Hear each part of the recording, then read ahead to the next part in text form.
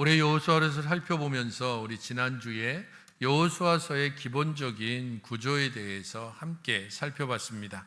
여호수아서의 내용을 보게 되면 크게 정복, 분배, 그리고 그 땅에서 복을 누리는 법, 이렇게 나누어져 있습니다. 그래서 12장까지 여호수아서 전반부라고 할 수 있습니다. 그래서 12장까지 정복에 대한 내용들을 담고 있는데, 오늘 우리가 살펴보는 이 부분은 정복의 최종적인 요약본입니다. 그런 면에서 오늘 본문도 크게 세 부분으로 나누어집니다. 11장 16절부터 23절까지가 정복에 대해서 요약해주고 있다면, 12장 1절부터 6절까지는 요단강 동편의 정복지에 대해서, 7절부터 24절까지는 요단강 서편의 정복지에 대해서 기록을 해두고 있는 것입니다.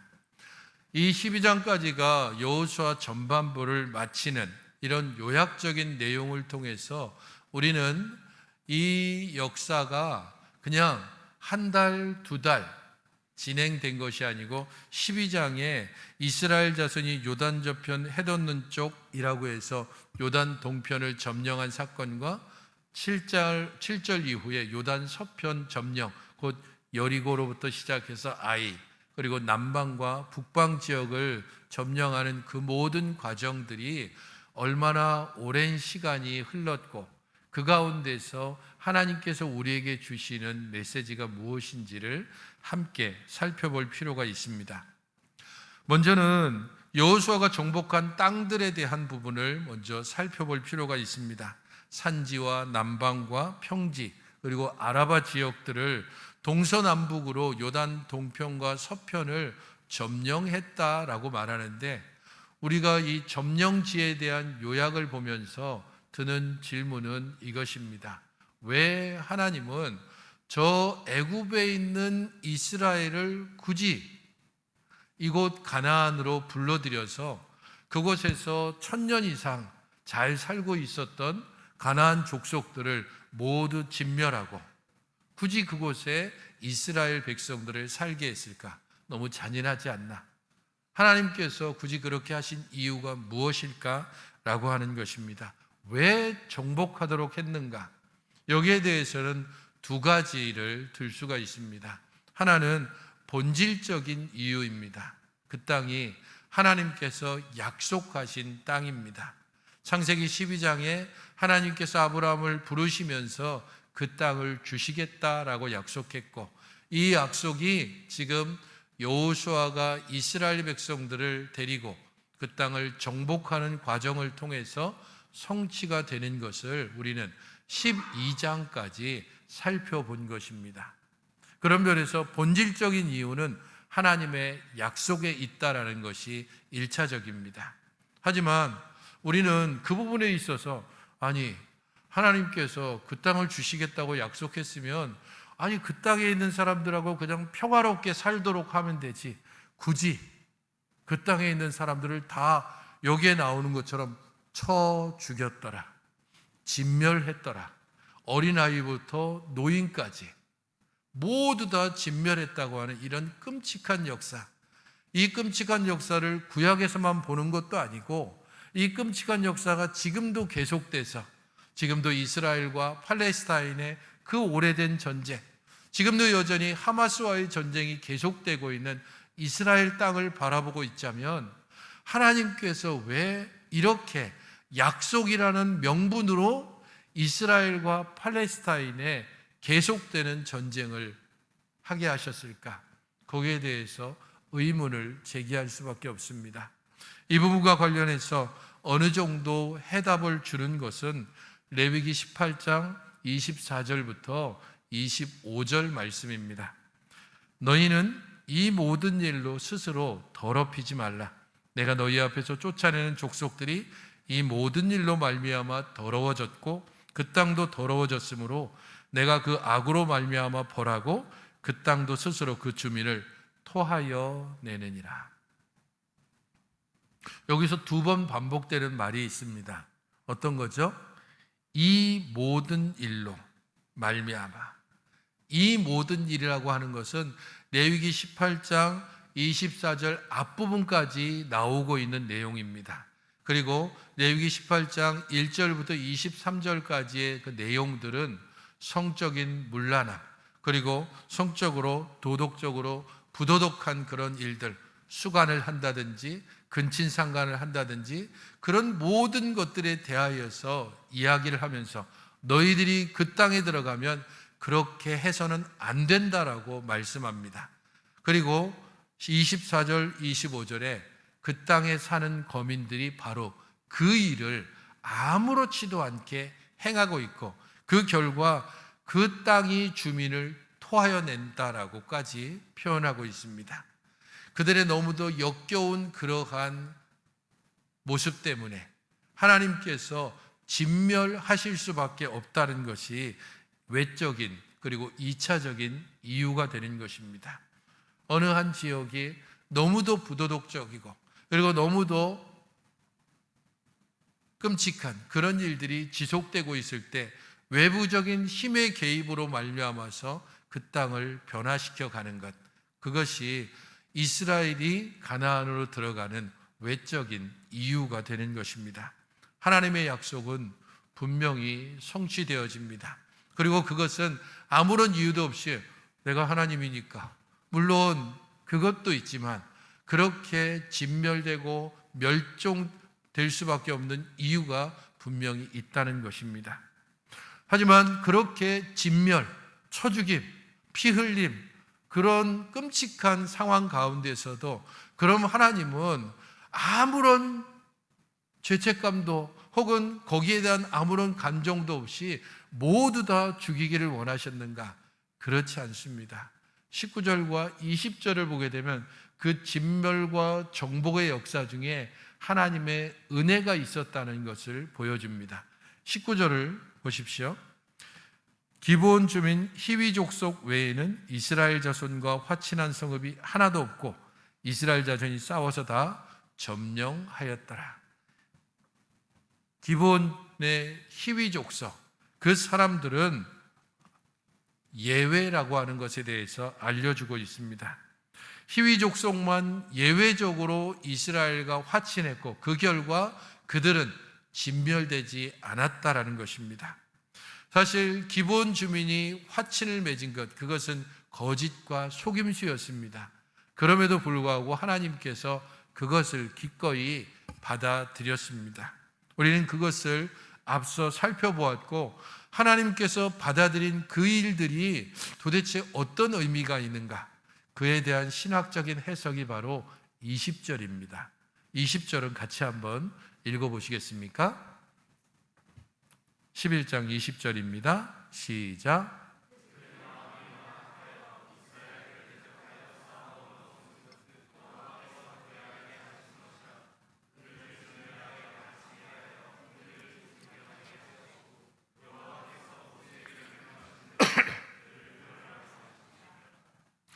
기브온 주민 외에 모든 가나안 사람들이 진멸된 이유, 거기에 대한 신학적인 해석을 주고 있는 20절에서 우리는 두 가지 단어에 특별히 주목해야 됩니다. 그 첫 번째는 그들의 마음이 완악하여라고 하는 단어입니다. 여기서 말하는 완악하다라고 하는 이 단어가 가장 많이 쓰여진 곳이 출애굽기입니다. 출애굽기에서 하나님께서 모세를 통해 이스라엘을 애굽에서 내보내도록 바로에게 요청했을 때 그때 바로의 마음이 어땠다고 출애굽기는 말하고 있습니다. 그때 쓰여진 번역 단어가 무엇인지 혹시 기억합니까? 바로의 마음이 강팍하여라고 하는 단어입니다. 이 강팍하다라고 하는 바로의 마음의 강팍함이라는 단어가 여기서는 완악하다라고 그렇게 번역이 됐습니다. 출애굽기에서 바로의 마음이 강팍했다라고 하는 단어가 총 20번 사용되고 있는데 그 20번 사용된 중에 전반부 10번은 바로가 스스로의 마음을 강팍하게 만들었다라고 쓰여져 있는 반면에 후반부의 10번은 하나님께서 바로의 마음을 강팍하게 하셨다라고 그렇게 사용되고 있습니다. 이것은 무엇을 얘기하냐 하면 하나님께서 이스라엘을 애굽에서부터 이끌어내실 때 기회를 바로에게 주셨습니다. 내 백성을 내보내라. 바로의 마음이 강팍해져서 보내줄 수 없어. 절대 보내줄 수 없어.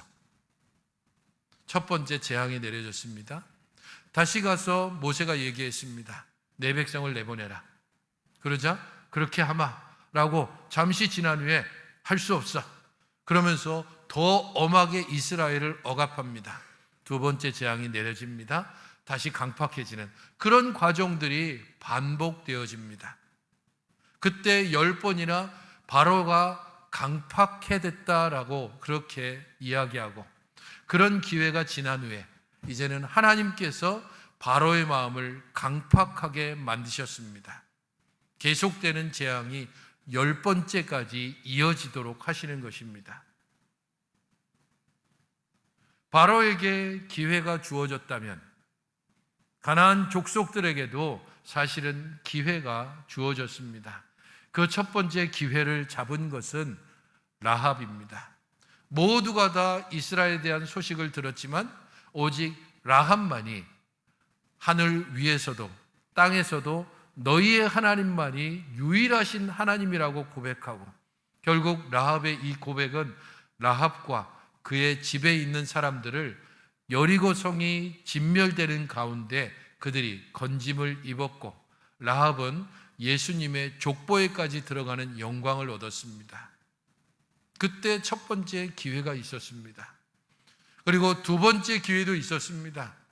기본 족속들이 거짓과 속임이긴 하지만 이스라엘과 화친을 청했고 그로 말미암아서 진멸되지 않았습니다. 하지만 그것을 듣고 난 후에 남방의 연합군들이 조직되고 여호수아와 이스라엘을 대적했습니다. 결국은 패했고, 또 그 소식을 듣고 북방의 연합군이 조직되고 결국은 패했습니다. 가나안 족속들에게 기회가 주어진 것이 있었는데도 불구하고 그들의 마음이 완악해졌습니다. 그 모든 것들을 하나님께서 그렇게 하신 것이다 라고 설명하는 것입니다. 두 번째 주목해야 되는 단어는 그들을 진멸하여 바치게 하여 은혜를 입지 못하게 하셨다. 여기서 은혜라고 하는 단어입니다. 은혜라고 번역되어진 이 단어가 다른 일반적인 곳에서 쓰여질 때는 헤세드, 곧 인애, 자비, 그렇게 쓰여질 것처럼 보여졌는데 여기서 쓰여진 단어는 헤세드가 아닙니다. 여기서 쓰여진 단어의 의미를 보다 정확하게 표현해주는 한국의 단어가 있다면 호의라고 하는 단어입니다. 저 사람이 나에게 호의를 베풀었다. 저 사람이 나에게 간구하고 애원하고 탄원하고 그 간구와 애원과 탄원에 대해서 그가 호의를 보였다라고 했을 때 쓰여지는 단어가 바로 여기서 쓰여진 은혜를 입었다라고 하는 단어입니다. 그리고 이 단어가 가장 잘 정확하게 설명되어지는 구절이 있는데 그 구절이 바로 창세기 6장 7절 8절입니다. 한번 읽어보시겠습니까? 시작.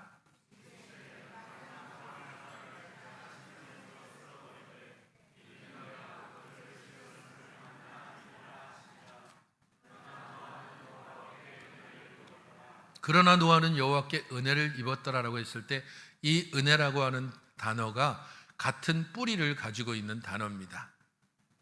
하나님께서 사람을 지으셨는데 사람이 점점 악해지고 그 하는 모든 일마다 악으로 가득 차서 도저히 그 사람들을 그냥 둘 수 없는 상태. 그래서 사람을 지었음을 한탄하시고 이 모든 사람들을 진멸해 버리기로 하나님께서 작정했습니다. 그것이 6장 7절이라면 예외 사항을 바로 8절에 두는 것입니다. 그러나 노아는 여호와께 은혜를 입었더라.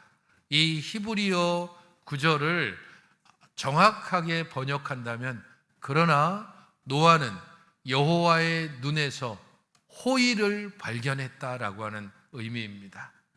하나님께서 그야말로 정말 심하게 얘기하면 너무 분노가 가득해서 하나도 남김없이 싹 다 쓸어버려. 이 사람들, 내가 창조한 이 사람들을 하나도 남기지 않고 완전히 없애버리겠다라고 그렇게 분노로 가득해서 전혀 하나님의 자비와 은혜가 나타나지 않는 상황이 아닙니다. 자신이 지은 사람들, 그 사람들을 모두가 다 진멸해야 되는 바로 그 상황에서도 하나님은 안타깝게 혹시라도 그 중에서 나를 바라보는 자가 있을까? 내게 대하여 믿음으로 바라보고 나오는 자가 있을까? 그런 하나님의 안타까움, 그 호의를 노아는 하나님의 눈에서 보았다라고 그렇게 설명하고 있습니다. 모든 사람들이 그 땅을 바라보고 자신의 욕망에 충실하고 자신의 할 일에 그야말로 열심을 내고 있는 바로 그 순간 노아는 하나님을 바라보았고 하나님의 눈에서 호의를 발견했습니다. 그것이 노아가 입은 하나님께 받은 은혜입니다. 기브온 족속이 바로 하나님께 그런 은혜를 입었습니다. 하나님의 호의를 발견하고 거짓과 속임수로라도 어떻게 해서든지 그 하나님의 호의를 자기 것으로 만든 사람들이 기브온 족속들입니다. 이 기브온 족속들이 받은 은혜, 그 호의는 역사적으로 증명이 됩니다. 사무엘하 21장에서는 사울이 기브온 족속과 맺은 그런 화친의 언약을 깨뜨리고 기브온 족속을 죽인 사건이 있었습니다.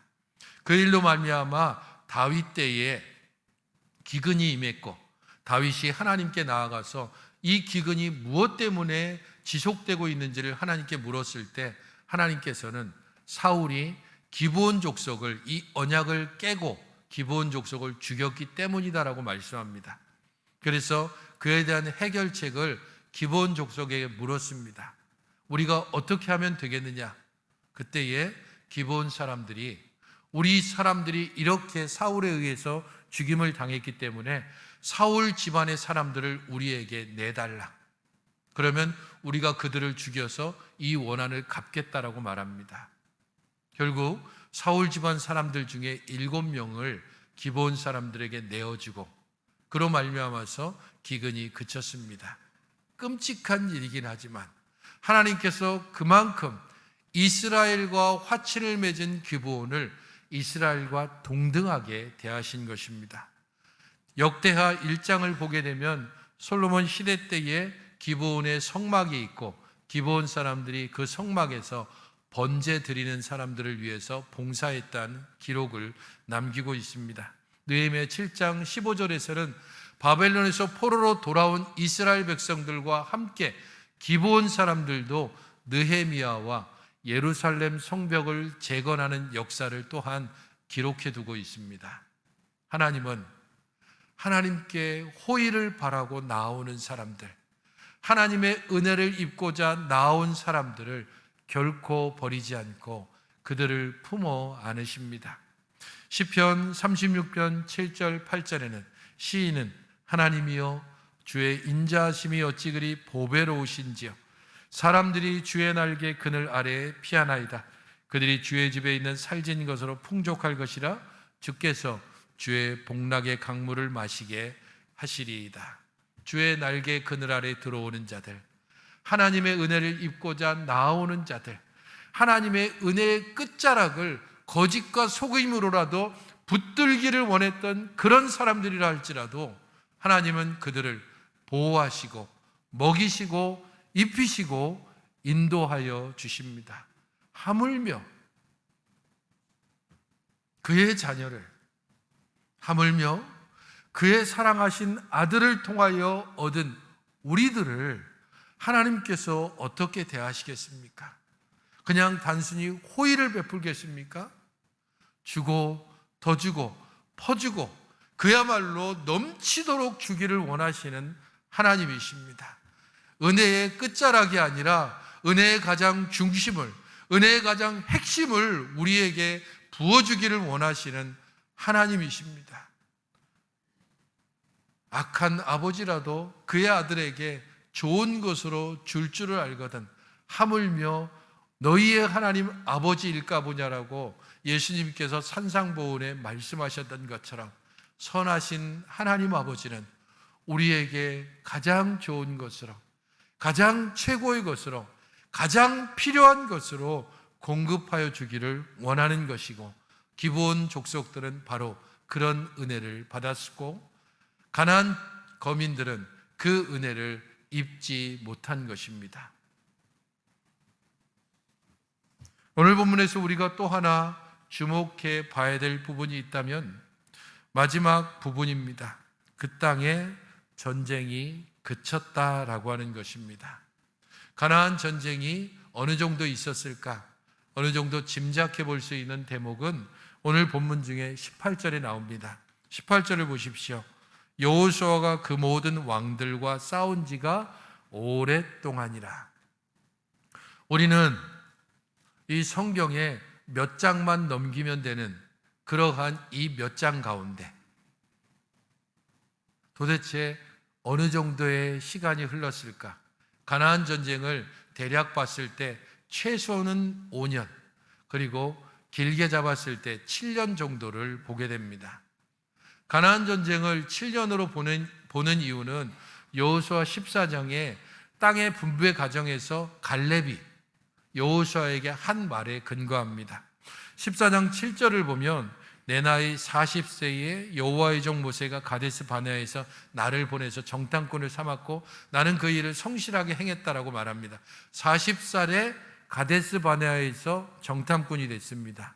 그리고 14장 10절에서 이제 보소서 여호와께서 이 말씀을 모세에게 이르신 때로부터 이스라엘이 광야에서 방황한 이 45년 동안을 여호와께서 말씀하신 대로 나를 생존하게 하셨나이다. 오늘 내가 85세로소이다. 자신이 이 땅을 내게 달라고 그렇게 여호수아가 요구하는 과정에서 지금 내 나이가 85세입니다. 내가 가데스 바네아에서 정탐꾼이 된 때는 40세입니다. 이스라엘이 광야에서 방황한 세월, 가나안 정복 기간을 포함해서 광야 방야 기간을 45년이라고 얘기합니다. 우리가 아는 것처럼 광야 생활을 40년으로 본다면 가나안 정복을 5년으로 보는 겁니다. 하지만 갈렙이 가데스 바네아에서 정탐꾼이 됐다라고 얘기하기 때문에 가데스 바네아에서 요단강을 건너기까지의 기간은 38년입니다. 그렇기 때문에 5년 혹은 7년을 가나안 전쟁 기간으로 보는 겁니다. 어쨌든 이 기간이 우리는 겨우 성경 몇 장을 넘기는 기간이지만 그 기간이 5년에서 7년, 여기 기록되지 않은 수많은 전투와 전쟁과 수많은 사람들의 죽음과 피 흘림의 역사가 있습니다. 하나님께서 약속하시고 그 약속이 성취되어지는 과정 가운데 하나님께서 행하시는 일도 있고 사람이 피 흘려 전투해야 되는 그런 역사가 있습니다. 때로는 밤새 이곳에서 저곳으로 이동해야 하고, 때로는 잠복하고, 때로는 성벽을 기어오르고, 때로는 정면으로 맞서 싸우는 그런 수많은 전쟁을 통해서 가나안 땅이 하나씩 하나씩 정복되어져 갔고 드디어 그 땅에 전쟁이 그쳤습니다. 여기서 그쳤다라고 하는 단어 자체가 안식을 의미하는 그러한 단어이기도 합니다. 하지만 이 안식은 불완전한 안식입니다. 평온한 휴식과 평화를 이야기하지만 이 평온한 휴식과 평화가 한시적이라고 하는 것을 알려줍니다. 결혼한, 그래서 아직 어린 자녀들이 있는 남자들 중에서 평온함 그리고 일시적인 안식, 이것을 잘 표현하는 관용어가 있는데 이런 관용어입니다. 아내가 아이들을 데리고 친정에 갔다. 그러면 어린아이들을 둔 남자들 가운데 홀로 집에 있는 그런 일시적이지만 평온함, 여기에서 전쟁이 그쳤다라고 했을 때 바로 그것을 의미합니다. 아내와 아이들이 다시 돌아오게 되면 그때부터 다시 육아 전쟁이 시작될 수 있습니다. 하지만 그 돌아오기 전까지의 기간은 평온한 상태, 그 땅에 전쟁이 그친 상태입니다. 불완전하나 그래도 누릴 수 있는 안식이 있는 기간입니다. 그래서 히브리서 4장 8절 9절은 이 정복 전쟁과 관련된 해석을 이렇게 주고 있습니다. 만일 여호수아가 그들에게 안식을 주었더라면 그 후에 다른 날들을 말씀하지 아니하셨으리라. 그런즉 안식할 때가 하나님의 백성에게 남아있도다. 가나안 땅 정복은 이스라엘에게 안식을 상징합니다. 상징할 뿐이지 이 안식은 영원한 안식은 아니라는 것을 히브리서에서 말씀합니다. 하나님의 백성에게 안식할 날들이 남아 있습니다. 바로 우리들에게 안식할 날들이 남아 있다는 겁니다. 우리가 지금 안식하지 못하는 이 땅의 삶을 살고 있고, 그렇기 때문에 우리는 영원하고 참된 안식을 바라보며 나아가는 사람들입니다. 고린도전서 15장 19절은 부활에 대해서, 예수 그리스도의 그 구원의 역사에 대해서 이야기하면서 이렇게 말합니다. 만일 그리스도 안에서 우리가 바라는 것이 다만 이 세상의 삶뿐이면 모든 사람 가운데서 우리가 더욱 불쌍한 자다. 우리가 이 세상의 삶을 모든 것이라고 생각한다면 그러면 우리처럼 불쌍한 사람이 없습니다. 우리는 매 주일마다 함께 모이며 우리가 피땀 흘려 번 그러한 재물 중의 일부를 11조로, 감사로, 때로는 선교 헌금으로, 그리고 장학 헌금으로, 이런저런 헌금으로 함께 내기도 합니다. 우리가 내는 헌금에는 우리들의 모든 세월들이, 또한 우리들의 때로는 힘들고 어려웠던 시간들이 함께 들어 있습니다. 그렇게 우리는 함께 헌물을 하며 봉사할 뿐 아니라 이 안에서 여러 가지 많은 일들을 함께 겪어갑니다. 때로는 갈등하고, 때로는 분노하고, 때로는 함께 즐거워하고, 때로는 함께 긴장 관계를 유지하기도 합니다. 그런 가운데서 우리가 이 교회 안에서 하나님의 나라를 조금씩 맛보고 하나님께 주시는 안식을 조금씩 누릴 수 있어야 합니다. 이 땅의 삶이 끝이 아니라는 것을 알기 때문에, 우리가 영원한 안식에 들어갈 것을 소망하기 때문에 우리의 연약함 가운데서도 하나님께 나아가며 그 영원한 안식을 바라보며 나아가는 것입니다. 그러므로 우리가 저 안식에 들어가기를 힘쓸지니 이는 누구든지 순종하지 아니하는 본에 빠지지 않게 하려 함이니라. 히브리서 4장 11절의 말씀입니다. 저 안식에 들어가기를 힘쓸지니 순종하지 아니하는 자들의 본에 빠지지 않게 함이라. 여호수아는 하나님의 말씀에 순종함으로 이스라엘 백성을 안식의 상징인 가나안으로 인도해 드렸고 그 전쟁이 일단은 그쳤습니다.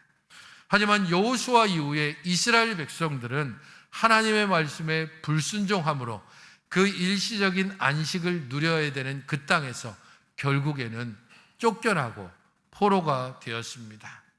오늘 우리들은 어떻습니까? 참된 안식을 바라는 우리가 이 안식을 누릴 수 있으려면 하나님의 말씀에 순종하는 길밖에 없습니다. 하나님께서 약속하신 것을 믿고 순종할 수밖에 없습니다. 교회를 만드시고 이 교회 안에 우리들을 불러들이셨습니다. 다양한 사람들이 모이고 완전하지 않은 사람들이 모였습니다. 서로에게 상처를 줄 수도 있고 서로의 모습 가운데서 때로는 실망할 수도 있습니다. 그럼에도 불구하고 하나님께서 우리를 교회로 모으셨고 성령께서 우리들을 하나로 묶으시고 우리를 하나님께 대한 소망 가운데 인도하실 것을 믿기에 우리는 매주일 모이고 매주일 예배하고 하나님께 기도하고 하나님께 간구하며 나아가는 것입니다.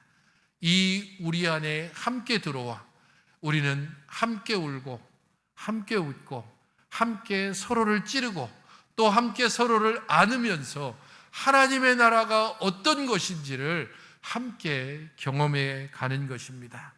이 하나님 나라에 대한 경험, 영원한 안식을 바라보며 나아가는 이 불완전한 안식의 시간들은 하나님의 말씀을 붙들 때에만 흔들리지 않습니다.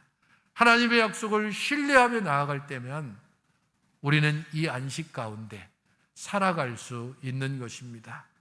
사랑하는 성도 여러분, 그러므로 우리 주님께서 요한복음 8장 32절에 말씀하신 것처럼 진리를 알지니 진리가 너희를 자유하게 하리라라고 하시는 이 말씀을 우리의 마음에 새기시기 바랍니다. 하나님의 말씀의 진리, 그 말씀의 진리를 알면 알수록 우리들의 뾰족하고 모난 부분이 깎여지고 깎여집니다. 하나님의 진리의 말씀이 우리 안에 들어오면 불안하고 그래서 두렵고 그래서 말씀에 순종하지 못할 수많은 이유들을 내려놓고 하나님의 말씀 안에서 참 자유와 안식을 누리며 주 앞에 순종할 수 있습니다. 주의 말씀이 우리 안에 들어올 때, 그 말씀의 반석이 우리 안에 굳건히 자리 잡을 때 비가 나고 창수가 흘러도 결코 흔들리지 아니하고 그 안에서 참 안식과 평안을 누리며 영원한 안식을 소망하는 믿음의 삶을, 평안의 삶을 살아갈 수 있습니다. 사랑하는 성도 여러분, 또 한 주간의 삶을 우리는 어떻게 살아야 될지 모릅니다. 어떤 사람을 만나고 무슨 일을 당하고 해결해야 될 수많은 문제 가운데 우리의 마음은 옥죄어오고 때로 우리의 심장은 쿵쾅거리다 못해서 우리 자신들을 어찌할 수 없는 그러한 상황 가운데로 몰아갈 수도 있습니다. 주께 온전히 맡기며 주의 약속의 말씀을 붙잡고 그 안에서 전쟁을 그치게 하시는 하나님의 능력을 의지하며 나아가시는, 전쟁이 여호와께 속했음을 온전히 고백하며 그 안에서 참 평안과 안식 가운데 나아가시는 여러분들이 되시기를 주님의 이름으로 축원드립니다. 기도하시겠습니다. 하나님 아버지, 저희들 모두를 주의 은혜 가운데 온전히 붙드시고 주관하시고 인도하여 주셔서 주 하나님의 선하심과 인자하심을 끝까지 붙들고 하나님의 말씀을 온전히 붙잡음으로 우리들의 두려워할 상황 가운데서도 하나님이 주시는 평안 가운데 거하게 하시고 우리 안에 하나님의 말씀이 있어 그 말씀에 순종함으로 영원한 안식을 향한 소망 가운데 이 안식을 누리며 우리의 모든 영적인 전쟁과 일상 가운데서의 전쟁을 승리 가운데 주 앞에 찬양하며 나아가는 저희들의 일상이, 저희들의 한 주간이 되게 하여 주시옵소서. 예수님의 이름으로 기도하옵나이다. 아멘.